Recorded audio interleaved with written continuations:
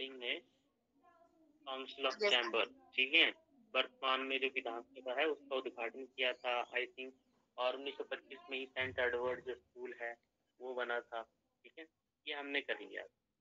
इसके बाद की जो घटनाएं हैं वो भी शायद मैंने डिस्कस की थी आपके साथ, अगर नहीं की हैं तो चलो थोड़ा सा उसको हम रिवाइज कर लेते हैं, अगर की होंगी तो रिवाइज हो जाएगा। 1940 से 1950 के बीच में क्या हुआ? देखिए पहली बात 1945 में क्या हुआ था, तो शिमला कॉन्फ्रेंस, शिमला सम्मेलन। देखिए इसमें कंफ्यूजन नहीं कर रखनी है, शिमला समझौता अलग है और शिमला कॉन्फ्रेंस अलग है, ये मैंने कर दिया था क्लियर आपको, ठीक है। कहाँ हुई थी ये? शिमला में। किस बिल्डिंग में हुई थी शिमला कॉन्फ्रेंस?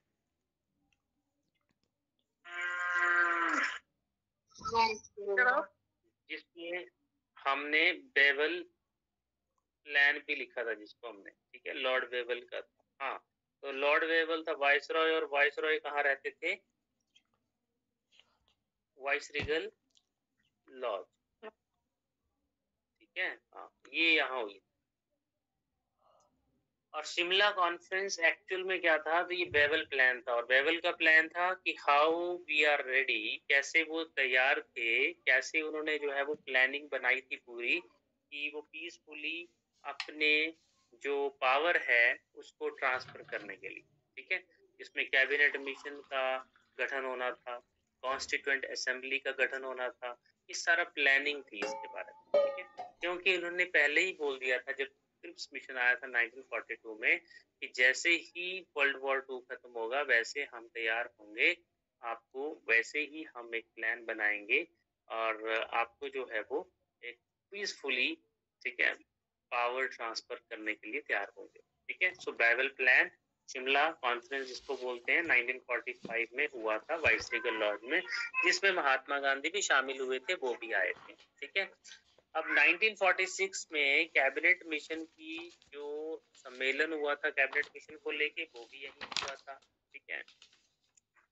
शिमला जो है वो 1942 से लेकर के 1945 तक जो है वो अरेस्ट वाइल बर्मा, उस टाइम बर्मा था म्यांमार, तो बर्मा के जो प्रवासी सरकार का मुख्यालय था, ठीक है।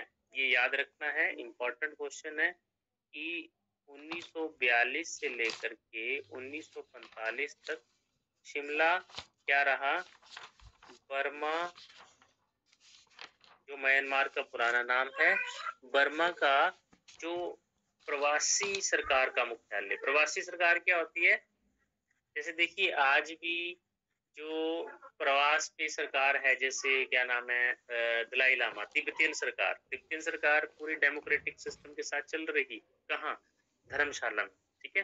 वैसे ही जो बर्मा है उनकी जो प्रवासी सरकार का हेडक्वार्टर था उस समय, ठीक है, वो शिमला रहा 1942 से 45, ये आपने याद रखना है, ठीक है। और पीटर हॉफ बिल्डिंग, इसके बारे में मैंने डिस्कस किया था। पीटर हॉफ बिल्डिंग में कौन सा वाइसराय था जो पहली बार ठहरा था 1863 में? तो 1863 के नाम से आपको पता होना चाहिए, लॉर्ड एल्गिन, ठीक है, जिसकी मृत्यु भी हो गई थी बाद में। तो पंजाब हाई कोर्ट जो है वो इस बिल्डिंग में था, पीटर हॉफ में, जिसमें गांधी जी के हत्यारे असैसिनेशन करने वाले नथुराम गोडसे का ट्रायल भी चला था, ठीक है। तो कई बार क्वेश्चन आता है कि नथुराम गोडसे का ट्रायल किस बिल्डिंग में चलता था, ठीक है, चला था, तो पंजाब हाई कोर्ट का था वो, ठीक है, बिल्डिंग, और वहां पे वो ट्रायल चला था, ठीक है। पीटर हॉफ जो है वो पंजाब के गवर्नर का हाउस भी था, ठीक है, बाद में, मगर इसमें आग भी लगी थी, पता होगा आपको, पीटर हॉफ बिल्डिंग सुना है आपने? कब लगी थी इसमें आग? 1981, इस बिल्डिंग में आग लगी थी, ठीक है। इसमें शॉर्ट सर्किट हो गया था, आग लग गई थी 1981 में, और बाद में 1991 में इसको फिर से रिकंस्ट्रक्ट करवाया गया था, ठीक है। इसको फिर से सरकार, गवर्नमेंट जो है हिमाचल सरकार, उसने इसको फिर से बनवाया था दोबारा, और जब बनवाया दोबारा से 1991 में, तो फिर ये एक लग्जरी होटल बना दिया गया, ठीक है, और रेस्ट हाउस। तो आज ये एक पोर्शन इसका रेस्ट हाउस है और एक पोर्शन इसमें होटल, जो लग्जरी होटल है। एक्चुअल में यहाँ पे जो पॉलिटिशियंस के ना बड़े बड़े लोग जो काफी ज्यादा वो आते हैं और वहाँ पे उनका गेस्ट हाउस है, ठीक है, वहाँ पे वो रहते भी हैं। तो पीटर हॉफ बिल्डिंग जो है वो 1981 में इसमें आग लगी थी, 1991 में ये बाद में, ठीक है। वैसे ये पीटर हॉफ बिल्डिंग आजादी के बाद जो है, मैंने बताया था, ये राजभवन रहा था, ठीक है। पीटर हॉफ बिल्डिंग में रहते थे राज्यपाल, मगर बाद में जब आग लगी 1981 में, तो इसको बांस कोर्ट में शिफ्ट कर दिया गया था, ठीक है। तो उसके बाद बांस कोर्ट में ही अभी राज्यपाल का ऑफिशियल रेजिडेंस, ठीक है। चलिए, बाकी देखिए शिमला में जो सेकेंड वर्ल्ड वॉर हुआ था, ठीक है, उसके लिए शिमला में भी इन्होंने एक विक्ट्री टनल का निर्माण करवाया था 1945 में। देखिए आपने विक्ट्री टनल, किसी ने सुना है या देखा है?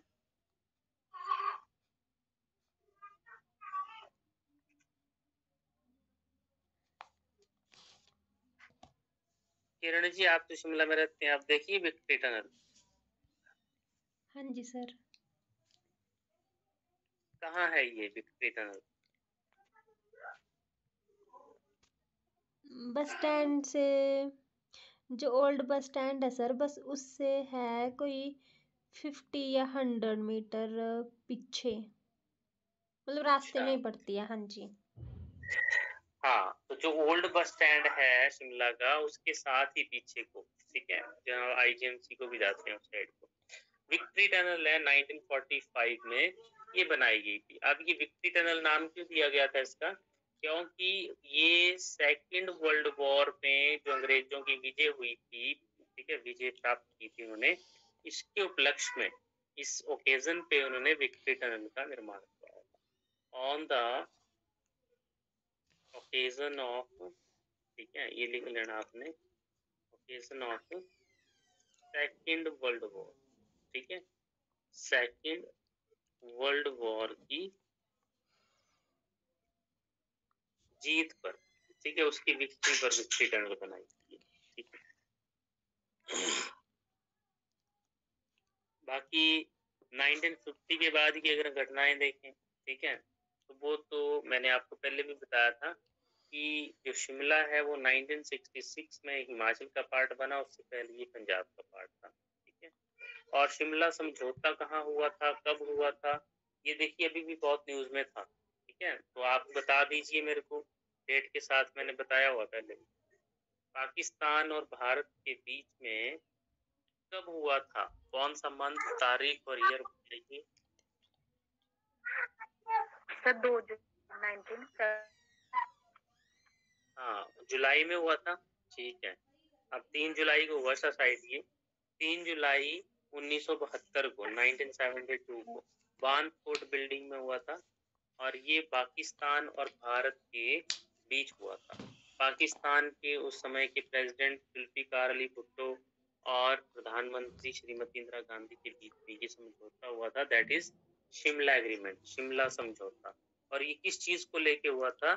तो ये हुआ था जो एक तरह से पीस ट्रीटी थी, ठीक है, मैंने बताया था आपको, क्योंकि 1971 में जो लड़ाई हुई थी पाकिस्तान के साथ, उसमें बांग्लादेश को क्रिएट करना, बांग्लादेश को अलग करना, आजाद करवाना, लिबरेट करवाना, ये मकसद। तो इंडियन गवर्नमेंट ने बीच में इंटरफेरेंस किया था, इंटरवेंशन की थी, ताकि ये हो जाए बांग्लादेश की मदद की, ठीक है। तो ये चीज हुई थी, और बाद में ये शिमला में एग्रीमेंट साइन हुआ था 1972, ठीक है। चलिए, बहुत इंपॉर्टेंट क्वेश्चन है ये, इस बार न्यूज में भी काफी रहा, ठीक है। अब देखिए, जो स्नॉडन हॉस्पिटल है वो आईजीएमसी का नाम मिला उसको, रिपन हॉस्पिटल का नाम दीनदयाल उपाध्याय के नाम से रखा गया, ठीक है। और एक और भी बताया था मैंने शायद, कमला नेहरू के नाम से कौन सा हॉस्पिटल बताया था मैंने आपको? लेडी रीडिंग हॉस्पिटल, ठीक है। तो इनके नाम थोड़े से याद रखने हैं कि पहले पहले क्या थे और बाद में अब क्या हो चुके हैं। ठीक है, चलिए बाकी देखिए, हिमाचल प्रदेश हाई कोर्ट है, ये हाई कोर्ट जो है वो शिमला में कौन सी बिल्डिंग पे, ठीक है, तो ये जो बिल्डिंग है वो है रेवंसवुड बिल्डिंग। जो शिमला हाई कोर्ट है हिमाचल प्रदेश का, वो बिल्डिंग जो है उसका नाम है रेवंसवुड building. Himachal Pradesh high court किसमें है अब, रेवंसवुड बिल्डिंग में, ठीक है। अच्छा, अभी हाई कोर्ट की बात आई तो आज है 13 मई, ठीक है। आज जो हमारे चीफ जस्टिस थे वो रिटायर हो गए, ठीक है, संजीव खन्ना जी। और कल जो है वो कौन शपथ लेंगे 14 मई को, VR Gavai. VR Gavai 14th chief justice, sorry 52nd chief justice of India है ये 52 में, ठीक है। Chief justice of India VR Gavai, ये महाराष्ट्र से हैं VR गवई। और सेकंड दलित हैं, ठीक है। देखिए आज तक दो ही, मतलब एक ही, इससे पहले एक ही दलित जो है कम्युनिटी से चीफ जस्टिस रहा था, ठीक है, वो थे KG बालशंकरन, कुछ इस तरह का नाम था उनका। और ये दूसरे हैं जिनका नाम है VR गवई। ये सिर्फ 6 महीने के लिए होंगे क्योंकि इनकी एज जो है वो 65 ईयर्स हो जाएगी 23 नवंबर को। तो 23 नवंबर को एक और चीफ जस्टिस बन जाएंगे, ठीक है। पर तब तक 6 महीने के लिए ये चीफ जस्टिस रहेंगे VR गवई। तो ये याद रखना, आने वाले टाइम पे आपको क्वेश्चन, वैसे तो ये पहले भी डिसाइड जब हुआ था तभी ये आ गया था न्यूज। हेलो, और ये एक्चुअल में अब सेकंड दलित कम्युनिटी से हैं, ठीक है, तो सेकंड नाम है इनका, तो थोड़ा सा ये और ज्यादा जरूरी हो जाती है चीज। चलो ये तो हो गया। अब देखिए एक और बिल्डिंग है शिमला की जिससे मैंने शायद किया भी था डिस्कस, ये डायरेक्टली आती है गॉर्टन कैसल बिल्डिंग, ठीक है। अब देखिए ये जो गॉर्टन कैसल बिल्डिंग है शिमला में, ये वर्तमान में क्या है, एट प्रेजेंट क्या है ये,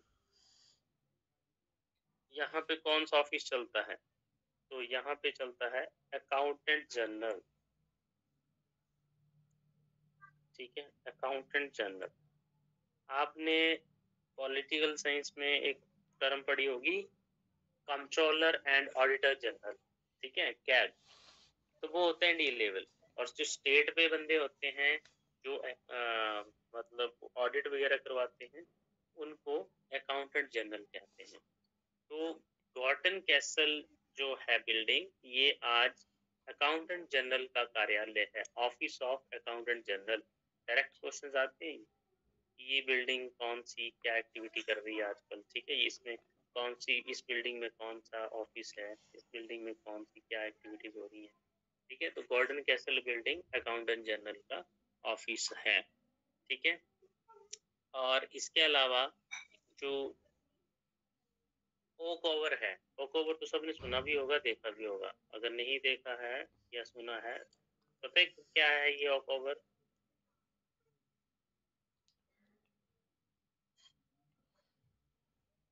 ओक ओवर की बिल्डिंग है, ठीक है। हाँ, मिनिस्टर का रेजिडेंस हाउस। चीफ मिनिस्टर, देखिए वीरभद्र का नहीं बोल सकते आप, ठीक है, सब चीफ मिनिस्टर रहे हैं। अभी तो प्रेजेंटली जो चीफ मिनिस्टर होगा वो उसका ही है, ठीक है। ओक ओवर बिल्डिंग जो है वो सीएम का ऑफिशियल रेजिडेंस, सीएम का ऑफिशियल रेजिडेंस। जो वीरभद्र की बता रहे हैं ना आप, उस बिल्डिंग का नाम कुछ और है, वो तो वीरभद्र की पर्सनली होगी। अब वो कौन सी है, हॉली लॉज, हॉली लॉज बोलते हैं ना, नहीं कुछ और बोलते हैं, पता नहीं, अब उस बिल्डिंग का नाम नहीं याद आ रहा। हाँ जी, वो तो उनका पर्सनली हो गया है ना। अभी ये कोई तथ्य नहीं है, वैसे वो 6 बार रहा था उस बिल्डिंग को, उसने ऑक्युपाई कर लिया है, पता नहीं वो उनकी अपनी है, खरीद ली है कि क्या है वो तो। बट अभी जो ऑफिशियल रेजिडेंस है हिमाचल प्रदेश सीएम का, वो है ओक ओवर। ठीक है, तो ओक ओवर मुख्यमंत्री का सरकारी आवास है, और जो राज्यपाल हैं उनका सरकारी आवास है बांसकोट। ठीक है, बाकी जो रोथनी कैसल बिल्डिंग बताई थी मैंने, है ना, जितनी भी बिल्डिंग्स की हमने डिस्कस, वो याद रखनी है आपने। एक आपकी हिमाचल प्रदेश का जो सेक्रेटरीट है इस समय, ठीक है, हिमाचल प्रदेश सेक्रेटेरिएट, ये किस बिल्डिंग में है? वैसे तो एक बिल्डिंग में नहीं है ये, बट दो बिल्डिंग्स हैं। एक है एलर्सल बिल्डिंग और एक है आर्म्सडेल बिल्डिंग। ठीक है, पर ज्यादातर जो क्वेश्चन आता है वो एलर्सली के ऊपर आता है। ठीक है, ये दोनों ही बिल्डिंग्स एलर्सली और आर्म्सडेल में हिमाचल प्रदेश का क्या है? HP secretariat. ठीक है, सेक्रेटेरिएट। इसके अलावा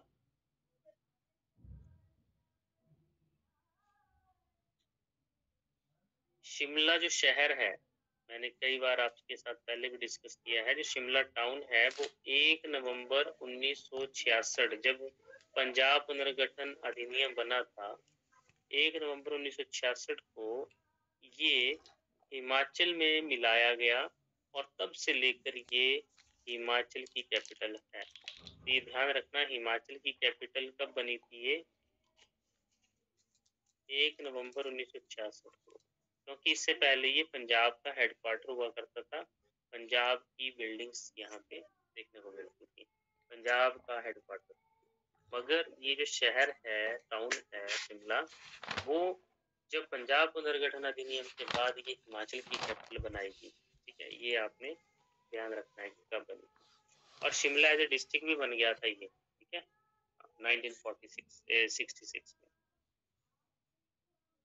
चलिए नेक्स्ट अगर हम बात करें, तो अब हम देखते हैं बागवानी के बारे में, हॉर्टिकल्चर।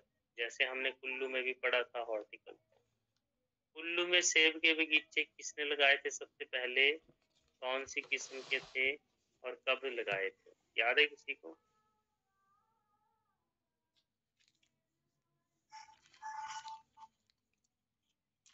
देखिए, शिमला का मशोबरा है। सबसे पहले शिमला के मशोबरा में 1887 में, ठीक है, 1887 में सेब का पहला बगीचा लगाया गया। सेब का पहला बगीचा लगाया गया 1887 में, और ये लगाए थे अलेक्जेंडर कोर्ट्स ने।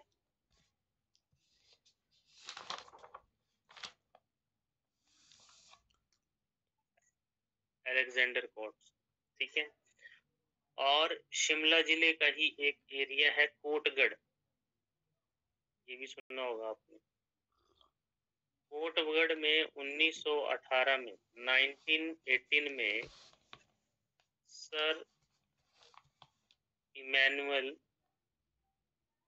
इवेंस स्टोक, ठीक है, सर इमैनुअल इवेंस स्टोक्स, इसने जो है अमेरिकन किस्म के वृक्ष लगाए थे। वृक्ष नहीं, सॉरी, पेड़, अमेरिकन वैरायटी ऑफ एप्पल।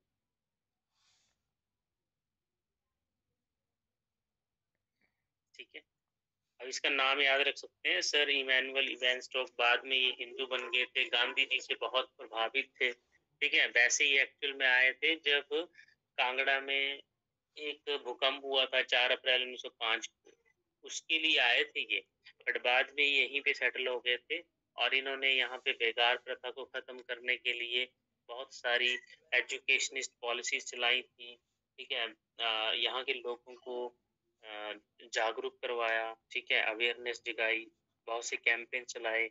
और ये एक्चुअल में यूएसए के थे, ठीक है, येल यूनिवर्सिटी के स्टूडेंट थे। बाद में ये यहीं पे सेटल हो जाएंगे और बहुत सारी एक्टिविटी सोशल वेलफेयर के काम करेंगे। और ये वही हैं, अगर मैं बात करूं, विद्या स्टोक्स का नाम सुना होगा आपने? Yes sir. ठीक है, विद्या स्टोक्स के ससुर थे ये। जैसे मैंने कुल्लू में भी बताया था कि देविका रानी के ससुर थे वो कौन थे?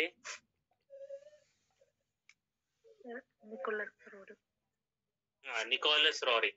वैसे ही वो रशियन थे या अमेरिकन थे। वो पेंटर थे, ये एक तरह से सोशल एक्टिविस्ट थे। ठीक है, सर इमैनुअल वैन स्टॉक आज भी जिंदा है वो तो, अभी तक शायद, अभी तक तो जिंदा है। ठीक है, क्या नाम है उनका? विद्या स्टॉक्स। तो विद्या स्टॉक्स के ससुर हैं ये सर इमैनुअल वैन स्टॉक। ये आए थे, अमेरिकन वैरायटी के एप्पल जो हैं इन्होंने लगाए थे 1918 में पोर्टगढ़ में। इंपॉर्टेंट क्वेश्चन है ये। ठीक है, और पहली बार जो बगीचा लगाया गया था वो मशोबरा में।